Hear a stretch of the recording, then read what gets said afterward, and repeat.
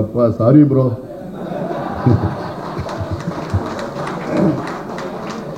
Next question bro. இன்று பாட்டாளி மக்கள் கட்சியின் 18வது நிழல் வேளாண் நிதிநிலை அறிக்கை வெளியிடப்படுகிறது. பாட்டாளி மக்கள் கட்சி தொடங்கிய நாளிலிருந்து எங்களுடைய கோரிக்கை வேளாண் துறைக்கு தனியாக ஒரு நிதிநிலை அறிக்கை வெளியிட வேண்டும் என. அதை வலியுறுத்துவதற்காக ஆண்டுதோறும் நாங்கள் ஒரு நிழல் நிதிநிலை அறிக்கை, கூடுதலாக நிழல் வேளாண் நிதிநிலை அறிக்கையும் வெளியிட்டு வருகிறோம்.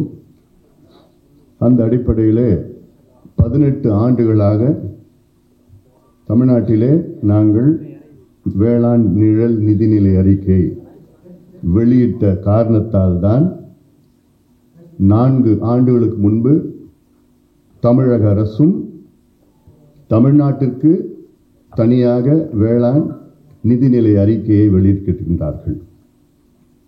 இது எங்களுடைய வலியுறுத்தலால் மக்களுக்காக, விவசாயிகளுக்காக நாங்கள் அழுத்தம் கொடுத்து தமிழக அரசை செய்ய வைத்தோம். இது எங்களுடைய நிறுவனருக்கு நன்றிகளை நாங்கள் தெரிவிக்கின்றோம்.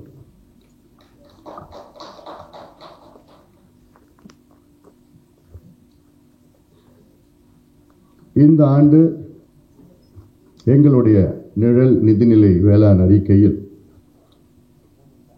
வேளாண் துறைக்கு மொத்தம் 85,000 கோடி மதிப்பு கொண்டதாக இருக்கும். அதில் 65,000 கோடி வேளாண் துறை மூலமாக செலவிடப்படும். இது தவிர பாசன திட்டங்களுக்கு 20,000 கோடி செலவிடப்படும். வேளாண் துறைக்கான நிதி ஒதுக்கீட்டில் 12,500 கோடி உழவர்கள் மூலதன மானியத்திற்கு செலவிடப்படும். வேளாண் கட்டமைப்பு, வேளாண் கல்வி மற்றும் ஆராய்ச்சி கட்டமைப்புகளை மேம்படுத்தும் திட்டங்களுக்கு 22,500 கோடி செலவிடப்படும். அதல்லாமல் பயிர் காப்பீடு உள்ளிட்ட பிற திட்டங்களுக்கு 30,000 கோடி செலவிடப்படும். இதுதான் பட்ஜெட்டுடைய கிரக்ஸ் தான். அதாவது இப்போ தமிழக அரசினுடைய பட்ஜெட்ல, திமுக அரசினுடைய இப்போ பட்ஜெட், கடந்த ஆண்டு பட்ஜெட், வேளாண் துறைக்கு மொத்தத்தில் அவங்க செலவிட, அதாவது அறிவித்தது 14,730 கோடி. அதில் இது இல்லாமல் நீர்ப்பாசன திட்டங்களுக்கு 8,000 கோடி. அது இல்லாமல் மற்ற துறைகள் இருக்கு, பால்வளைத்துறை இருக்கு, மீன்துறை, இதெல்லாம் சேர்ந்தா மொத்தத்தில் வேளாண் சார்ந்த நிதிநிலை அறிக்கை கடந்த ஆண்டு 42,281 கோடி தமிழக அரசு, திமுக அரசு வெளியிட்டது. எங்களுடைய இந்த ஆண்டு பட்ஜெட்டில் பார்த்தீங்கன்னா 85,000 கோடி வேளாண் துறைக்கும் நீர்ப்பாசனத்திற்கும், இது இல்லாம இன்னும் 40,000 கோடி வந்து பார்த்தீங்கன்னா கால்நடை துறைக்கு, பால்வளைத்துறைக்கு, மீன்வளைத்துறைக்கு, கூட்டுறவுத்துறை, உணவுத்துறை, ஊரக வளர்ச்சித்துறை, இதெல்லாம் சேர்ந்தா இன்னொரு கூடுதலாக 40,000 கோடி. ஆக 1,25,000 கோடி மொத்தம் எங்களுடைய நிழல் நிதிநிலை அறிக்கையில நாங்கள் தமிழ்நாட்டிற்கு நாங்கள் வழங்கியிருக்கின்றோம். எங்களுடைய இலக்கு என்ன? பாட்டாளி மக்கள் இலக்கு, ஒரு மாநில அரசு பட்ஜெட்டில் 25 விழுக்காடு வேளாண் துறைக்கு ஒதுக்கீடு செய்யணும். இப்போ எங்களுடைய இந்த ஆண்டு உத்தேச நிதிநிலை அறிக்கை 5 லட்சம் கோடியாக இருக்கும். இன்னும் அடுத்த ஒரு சில நாட்களில் எங்களுடைய நிதிநிலை அறிக்கை, நிழல் நிதிநிலை அறிக்கை நாங்கள் வெளியிடுவோம். அதில் உத்தேசமாக 5 லட்சம் கோடி பட்ஜெட் தமிழ்நாட்டிற்கு. அந்த 5 லட்சம் கோடியில் இப்பொழுது எங்களுடைய இலக்கு 1,25,000 கோடி வேளாண் துறைக்குன்னா கிட்டத்தட்ட 25 விழுக்காடு வேளாண் துறைக்கு எங்கள் பட்ஜெட்டில். ஏன் இதில் நாங்கள் கொண்டு வந்துடும் அவ்வளோ முக்கியத்துவம்னா, இதை செய்தால்தான் வேளாண் வளர்ச்சி, இன்னைக்கு வேளாண் வளர்ச்சி, தமிழ்நாட்டுடைய வேளாண் வளர்ச்சி பார்த்தீங்கன்னா 2.1 விழுக்காடு, 2.2, 2.6 விழுக்காட்டிலிருந்து மாற்றி மாற்றி மாற்றி வந்துட்டு இருக்கு. இது வரைக்கும் 3 விழுக்காடு கூட போனது கிடையாது. எங்களுடைய இலக்கு அது கிட்டத்தட்ட 6 விழுக்காடு அடைய வேண்டும். ஆண்டுதோறும் வேளாண் வளர்ச்சி 6 விழுக்காடு அடைந்தால்தான் ஒரு மாநிலம் வளர்ந்த மாநிலமாக இருக்கும். அதில் முதலீடு செய்யணும் வேளாண் துறைக்கு. இது இல்லாம கூடுதலா எங்களுடைய கணக்கு அடுத்த 5 ஆண்டுகளில் 50 லட்சம் பேருக்கு வேலை வாய்ப்பை உருவாக்குவோம். 50 லட்சம் பேர் அடுத்த 5 ஆண்டுகள். அதெல்லாம் நான் எப்படின்னு நான் உங்களுக்கு சொல்றேன். நான் அதில் அதே போன்று காய்கறிகள், பழங்கள் ஆகியவற்றுக்கு 3 மாதங்களுக்கு ஒரு முறை விலை நிர்ணயிக்கப்படும். அடுத்தது நெல்லுக்கு 3500 ரூபாய் ஒரு குவிண்டால், கரும்புக்கு ஒரு டன்னுக்கு 5000 ரூபாய். இன்னைக்கு கிடைக்கிறது நெல்லுக்கு, அதாவது சன்ன ரக நெல்லுக்கு பார்த்தீங்கன்னா 2315 ரூபாய் மத்திய அரசு வழங்குகிறது. மாநில அரசு அதற்கு ஊக்கத்தொகை என்று 135 ரூபாய் ஏதோ அப்படி போடுறாங்க. தமிழக அரசு அது அப்படி போடுறாங்க, அவ்வளவுதான். ஆக மொத்தம் 2450 ரூபாய் இன்னைக்கு விவசாயிகளுக்கு நெல்லுக்கு ஒரு குவிண்டால்னா 100 கிலோ கிடைக்கிறது. எங்களுடைய அறிவிப்பு 3500 ரூபாய் ஒரு குவிண்டாலுக்கு. ஏன் சொல்றேன்னா, இன்னைக்கு நெல்லு ஒரு குவிண்டால் உற்பத்தி செய்வதற்கு 1950 ரூபாய் ஆகுது, உற்பத்தி செய்யறதுக்கு மட்டும். அதுக்கப்புறம் அந்த நெல்லை எடுத்துக்கிட்டு அங்க போய் கொள்முதல் நிலையத்தில் போய் கொடுக்கறதுக்கு அவனுக்கு ஒரு 100 ரூபாய் செலவாகுது. ஒரு குவிண்டால்னா 100 கிலோ, ஒரு மூட்டைனா 40 கிலோ மூட்டை தான் வரும். ஆக 2.5 மூட்டை, ஒரு மூட்டைக்கு லஞ்சம் எவ்வளவுன்னா 60 ரூபாய், 2 மூட்டைக்கு 120 ரூபாய், 2.5 மூட்டைக்கு கிட்டத்தட்ட 150 ரூபாய் ஒரு குவிண்டாலுக்கு லஞ்சம் கொடுத்தாதான் தமிழ்நாட்டில் நெல்லை விற்க முடியும். எங்க? அரசு கொள்முதல் நிலையத்தில். ஆக 1950 ரூபாய் பிளஸ் 150 ரூபாய், அப்புறம் எடுத்துட்டு போறது, இதெல்லாம் போச்சுன்னா நட்டம். இதுதான் கரும்பு. கரும்பு இன்னைக்கு அரசு, மத்திய அரசு நிர்ணயித்த விலை கரும்பு பார்த்தீங்கன்னா 3150 ரூபாய் ஒரு டன். தமிழ்நாடு அரசு அப்படி போடுறது எவ்வளோ? 145 ரூபாய். இன்னும் இந்த வருஷம் அறிவிக்கல, 145 ரூபாய் அப்படி போடுறது. கடுமையாக சொல்லணும் இந்த வார்த்தையை, ஆனாலும் கொஞ்சம் மேடை நாகரிகத்துக்காக கொஞ்சம் நான் பணிவாக சொல்றேன் நான். ஆனா ஒரு டன் கரும்பு உற்பத்தி செய்யறதுக்கு எவ்வளவு ஆகுதுன்னா 3000 ரூபாய் ஆகுது. நாங்க அறிவிக்கிறது ஒரு டன் கரும்புக்கு 5000 ரூபாய்.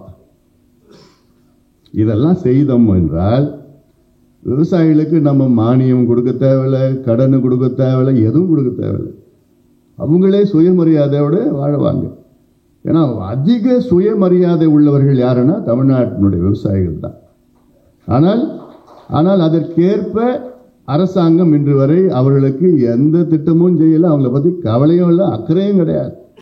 அரசு வேலைகளில் 10 லட்சம் பேருக்கு நாங்கள் வேலை வாய்ப்பு உருவாக்குவோம். 4 ஆண்டுகள் ஆயிடுச்சு திமுக அரசு வந்து. எவ்வளவு தெரியுமா அரசு வேலைகள் கொடுத்திருக்கிறாங்க? 32,000 பிளஸ் 30,000 நிரந்தர வேலை, தற்காலிகமாக 32,000, மொத்தம் 62,000 வேலை வாய்ப்பு தான் அரசு துறையில் திமுக அரசு. ஆனா சொன்னது எவ்வளோ? 10 லட்சம். இந்த எங்க பட்ஜெட்டின் படி 50 லட்சம் வேலை வாய்ப்பு நேரடியாகவும் மறைமுகமாகும். நான் அதுக்கு பல முன்னாடியே சொல்லியிருக்கிறேன். நான் கிராமப்புறங்களில் வேளாண்மை மற்றும் பொறியியல் பட்டதாரிகள் ஒருங்கிணைந்து வேளாண் மற்றும் தோட்டக்கலை ஆலோசனை மையங்கள் ஏற்படுத்தப்படும். அவர்கள் அந்தந்த பகுதிகளில் வேளாண்மை, தோட்டக்கலை மற்றும் சந்தைப்படுத்தல் குறித்து ஆலோசனைகளையும் சேவைகளையும் வழங்குவார்கள். இதன் மூலம் 5 லட்சம் பேருக்கு வேலை கிடைக்கும். அடுத்தது தென்னை மரங்கள் தென்னை மரத்தில் இருந்து இறக்கப்படும் நீரா பானத்தை பாதுகாப்பான உரைகளில் அடைத்து தமிழ்நாடு முழுவதும் விற்பனை செய்ய நடவடிக்கை எடுக்கப்படும். திட்டத்தின் மூலமாக தமிழ்நாட்டில் 1,00,000 பேருக்கு நேரடியாகவும் 2,00,000 பேருக்கு மறைமுகமாக வேலை கிடைக்கும். அலைமணி சந்தோஷமா? வைக்கிறதுக்கு எங்களுக்கு இல்லை, வசதிகள் இல்லை, இதெல்லாம் சொல்லிட்டு இருக்கிறாங்க. அடுத்தது நீங்கள் கருவேல மரங்கள்லாம் இதுதான் தொடர்ந்து சொல்லிட்டு வரோம். ஏன்னா கருவேல மரத்தை வந்து சும்மா அதை வெட்டி கிட்டி போனா திருப்பி மறுபடியும் வரப்போகுது. ஏன்னா 150 அடி வேறு போகுது, மேலே 20 அடி தான் இருக்கும். நீங்கள் அதை மேலே மட்டும் வெட்டி இப்போ என்ன பண்ணுறாங்க, ஏரி தூர் வாரன்னு சொல்லிட்டு ஒரு பொக்லைன் வச்சு சும்மா மேலே மட்டும் ஷேவ் பண்ணிடுறாங்க. க்ளீனாக பார்த்த ஃபோட்டோ போட்டு பளிச்சுன்னு எவ்வளோ 88 லட்சம். அவன் செய்கிற வேலையே மொத்தம் 8 லட்சம் ரூபா தான். க்ளீனாக பார்த்து ஃபோட்டோ போட்டு வீடியோ போட்டு அதுக்கு ரிப்பன் கட் பண்ணி யாரோ வந்து பண்ணுறாங்க. இன்னும் 3 மாதத்தில் பழைய நிலைமைக்கு வருது. அதுதான் எதிர்பார்க்குறான் அவனும். அப்போ தான் திருப்பி அவனுக்கு அந்த வேலையை செய்வான். இவனுக்கு யாரும் நிரந்தர தீர்வுலாம் வேண்டாம். இவங்களுக்கு தற்காலிகமாக செய்யணும், தற்காலிகமாக அவனுக்கு வரணும். அப்படி ஃபோட்டோ பிடிச்சி திருப்பி முடியும் அதே வேலையை அவன் தான் செய்வான்.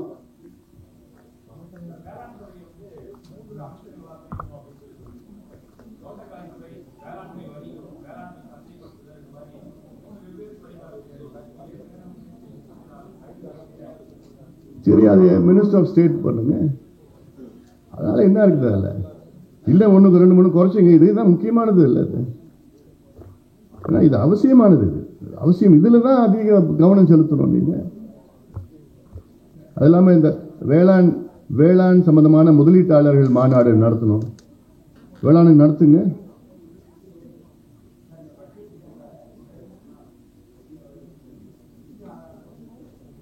இதில் நான் சொல்லியிருக்கேன். நான் நம்ம வந்து பெட்ரோலியம் அதில் செஸ்ஸில் இருந்து இன்ஃப்ராஸ்ட்ரக்சர் செஸ், வாகனங்கள்லேருந்து பெட்ரோலியம்லேருந்து அப்புறம் முத்திரை தாழ் தீர்வை மற்றும் பதிவுகள் கட்டணம் 20 விழுக்காடு, பெட்ரோலியம் பொருட்கள் மதிப்பு கூட்டு வரி 10 விழுக்காடு, மோட்டார் வாகன வரி இது 30 விழுக்காடு சிறப்பு தீர்வை வசூலிப்போம். இது மூலம் ஒரு 10,000 கோடினா கிடைக்கும். அது குறைஞ்சது ஒரு 10,000 கோடி. இது போன்ற மற்றதெல்லாம் சேர்ந்து பண்ணணும். செஞ்சால் தானே அது. நீங்கள் 5 லட்சம் கோடி நீங்கள் பட்ஜெட்டை போட்டு விவசாயத்துக்கு 14,000 கோடி போட்டிங்கன்னா என்ன ஆகுது? அப்பா சாரி ப்ரோ.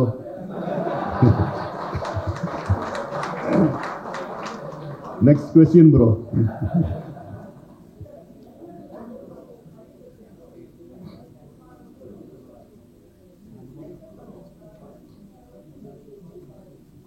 அதாவது இன்றைய கட்டத்தில் காலநிலை மாற்றம், பருவநிலை மாற்றம், climate change, global warming, it is a reality. இதன் பிறகு ஆண்டுதோறும் அடுத்த 10 ஆண்டுகள் 15 ஆண்டுகளுக்கு நமக்கு அதிக அளவில் வெள்ளம் வரும், மழை வரும், வெள்ளம் வரும். இந்த மழை என்ன பிரச்சனைன்னா, பருவம் நம்ம ஒரு காலத்தில் 45 நாட்கள் 48 நாட்களில் பருவம், தென்மேற்கும் வடகிழக்கும் ரெண்டு சேர்த்து. இன்னைக்கு இதே 2 பருவங்கள் வந்து 30 நாள் 31 நாள் 28 நாட்களில் பெய்யுது. ஆனால் அதிகமாக பெய்யுது. இதுக்கு முன்பு 900 மில்லிமீட்டர் பெய்யுது, இன்னைக்கு 950 மில்லிமீட்டர் பெய்ஞ்சிட்டு இருக்கு குறுகிய காலத்தில். அது சேமிக்கிறதுக்கு தேக்கி வைக்கிறதுக்கு இடம் நமக்கு இல்லை. இருக்கு, ஆனால் இவங்க அது பாதுகாப்பு பண்ணல. எதுவும் ஒரு வரத்து கால்வாயோ தூர் வாரல, எதுவுமே அதில் ஒரு நில் முதலீடு, அதில் கவனமும் இல்லை, முதலீடும் கிடையாது. அதில் இது சரிப்படுத்தினாலே நீங்கள் சொல்றது தண்ணியே தேங்காமல் எல்லாமே ஒரு பாதுகாப்பு ஒன்று. மழை காலத்தில் அந்த தண்ணி சேமிக்கிறதுக்கு பண்ணணும். மற்ற நாடுகள்லாம் பண்ணிட்டு இருக்கிறாங்க. சைனாலெல்லாம் பார்த்தீங்கன்னா நினைச்சு கூட பார்க்க முடியாது. ஜப்பான்லாம் அது வளர்ந்த நாடு, அது வேறு. இங்கெல்லாம் ஏதோ நான் வரத்துல இப்போ முதல்ல பருவம், வடகிழக்கு பருவம்னா அமைச்சர் என்ன சொல்றாரு, போட் ரெடி ஆகிட்டான்னு பாடுறா. ஐயோ நீ மழை வரப்போதுனா போட் ரெடி பண்ணு, இதுதான் பார்க்குறாங்க. அப்போ இவங்க எவ்வளோ காலமாக என்னையா செஞ்சீங்க நீங்க? 58 ஆண்டுகள் ஆண்டு வரீங்களா 2 பேரும். திராவிடம் மாடல் என்ன இதெல்லாம் திராவிட மாடல்ல? என்ன நீங்க இன்ஃப்ராஸ்ட்ரக்சர் நீங்க கட்டுனீங்க? என்ன பிளானிங் பண்ணீங்க? எவ்வளோ செய்யலாமே, என்ன முதலீடு செஞ்சீங்க நீங்க? இதில் இல்லை, அதில் அது நீங்க சரிப்படுத்துறதுக்கு அதான் மீண்டும் மீண்டும் கேட்குறது. எங்களுக்கு யோசனைகள் எவ்வளோ நாங்கள் ஆண்டுதோறும் நாங்கள் செஞ்சுட்டு வரோம். சென்னையை சொல்றீங்க, நாம் விரும்பும் சென்னைன்னு ஒரு ஆவணம் நாங்கள் தயார் பண்ணோம். அதில் நீங்கள் ஒரு 25% நாங்கள் சொன்னதில் நீங்கள் செஞ்சுருந்தீங்கன்னா நான் சென்னையில் ஒரு சொட்டு தண்ணி மழையில் நிற்காது, எல்லாமே பாதுகாப்பாக இருக்கும். தொடர்ந்து நாங்கள் சொல்லிட்டு தான் ஒரு யோசனைகள் கொடுக்குறோம். நாங்கள் சும்மா போய் ஏதோ ஒரு ரூமில் போய் எழுதுறது கிடையாது. சொல்கிற யோசனைகள் எல்லாமே சயின்டிஃபிக் அனாலிசிஸ். ஒரு டீம், பெரிய டீம் வச்சுருக்கிறோம், நெட்வொர்க் வச்சுருக்கிறோம், டெக்னிக்கல் பீப்புள் தான். அவங்களோட யோசனைகள்லாம் நாங்கள் ஆவணமாக எத்தனையோ ஆவணங்கள் நாங்கள் தயார் பண்ணிட்டு இருக்கிறோம். நாங்கள் அது முதலமைச்சர் அதை தெரிஞ்சுக்கணும். நல்ல முதலமைச்சர், தெரிஞ்ச முதலமைச்சர் தமிழ்நாடு மக்கள் தேர்வு பண்ணணும். பேருக்குன்னு தேர்வு பண்ண என்ன அப்படி ஆகும்? தெரிஞ்சுக்கணும். ஒரு லீடர்ஷிப் தெரிஞ்சா தானே அது வந்து நடைமுறைப்படுத்த முடியும்.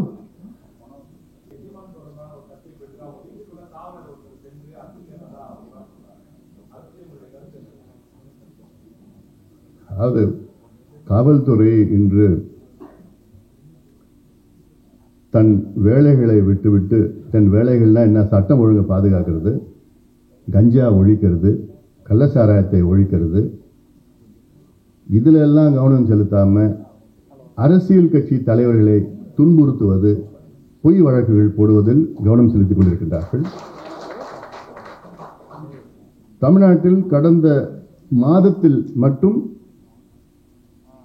எத்தனையோ பெண்கள் பாலியல் வன்கொடுமைகளுக்கு ஆளாக்கியிருக்கின்றார்கள்.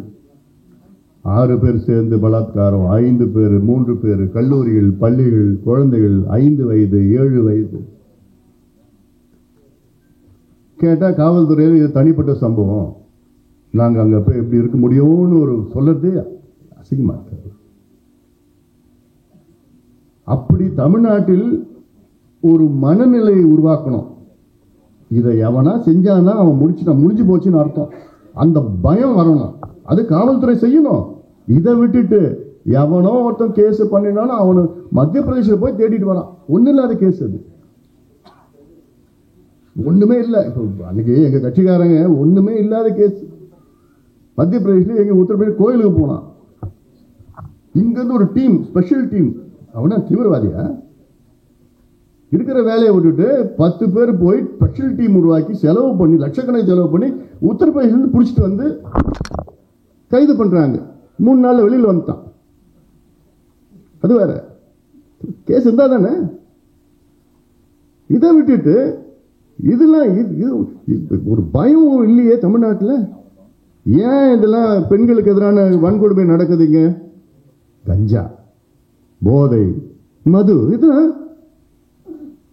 நீங்க டிவியில் போயிட்டு மக்களே உங்கள் தந்தையாக நான் சொல்கின்றேன், போதை பொருட்களை பயன்படுத்தாதீங்க சொன்னா போதுமா? கையெழுத்து போட நிலையில் நீங்க இருக்கீங்களா? நீங்க கையெழுத்து போட வேண்டியதானே? காவல்துறை உங்ககிட்ட தானே இருக்கு. கஞ்சா ஒழிக்கிறதுக்கு எங்க கிட்ட 1 மாதம் கொடுங்க. காவல்துறை எங்க கிட்ட என் பொருளை கொடுங்க. 1 மாதம் ஒரு கஞ்சா போட்டலும் தமிழ்நாட்டில் இருக்காது. ஒரு போதை பொருள் போட்டலும் தமிழ்நாடு விற்க முடியாத என்னால செய்ய முடியும்.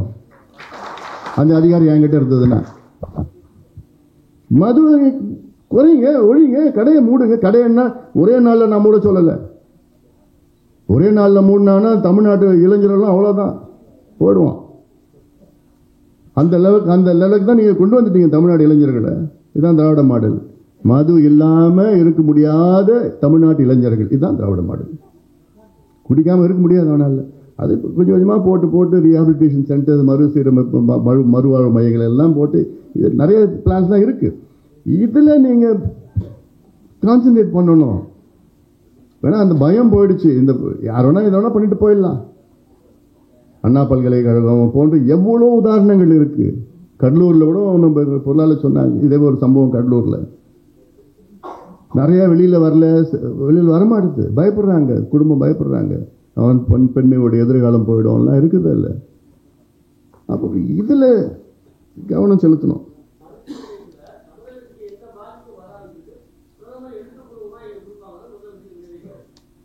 கேள்வி சொல்லுங்க. அனைத்து கட்சி கூட்டத்தில் முடிவு எடுக்கட்டும். இல்லை, இப்போ பாதிப்பு அது வேற.